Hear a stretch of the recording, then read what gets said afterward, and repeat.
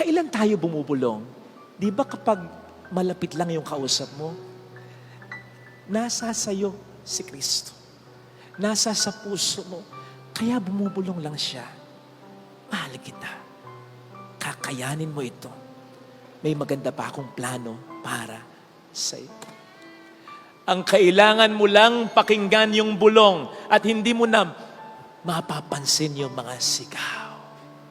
Besides, hindi kinakailangan ni Kristo makipagpalakasan ng boses sa demonyo.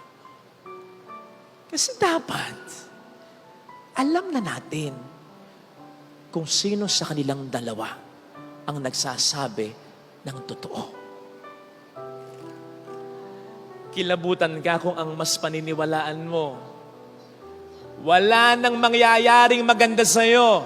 Kasi alam mo kung saan galing yun. Sa demonyo yun. Hindi totoo yun. Ang totoo ay ang bulong na mahal kita. Maaaring hindi na paulit-ulit na sinasabi. Hindi mo lang napapansin kasi ang pinakikinggan mo yung sigaw. At bakit kailangan pang ulit-ulitin ng Diyos sa'yo, mahal ka niya? Hindi ba po pwedeng sapat na yung isang bulong niya? Pag sinabi niya, yun na. Kasi yun ay totoo talaga.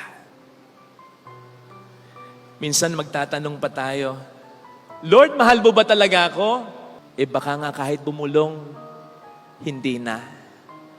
Kasi ang sagot ay obvious na. Look at my hands.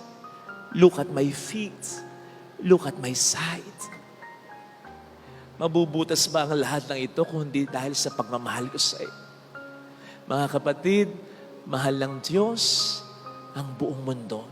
Pero wag mong isiping isa ka lang sa bilyon-bilyong mga tao. Mahal ng Diyos, ikaw, na parang ikaw lang ang nag-iisang tao sa buong mundo. Sabi nga ng isang banal, kahit ikaw na lang yung tao sa buong mundo, mamamatay pa rin ang Diyos para sa iyo. Paniwalaan mo yun. Dahil yun ang totoo. At mararamdaman mo ang presensya ng Panginoon na nandiyan sa puso mo. Ang Panginoon na nagsasabi sa iyo, I am with you. Nandito ako sa iyo. No one can harm you. Ang tangi lang niyang magagawa ng demonyo, paniwalain ka sa panloloko niya. Yun ang makapagpapahina sa iyo. Yun ang makawawala ng pag-asa mo.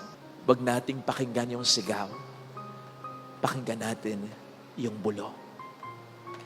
Amen.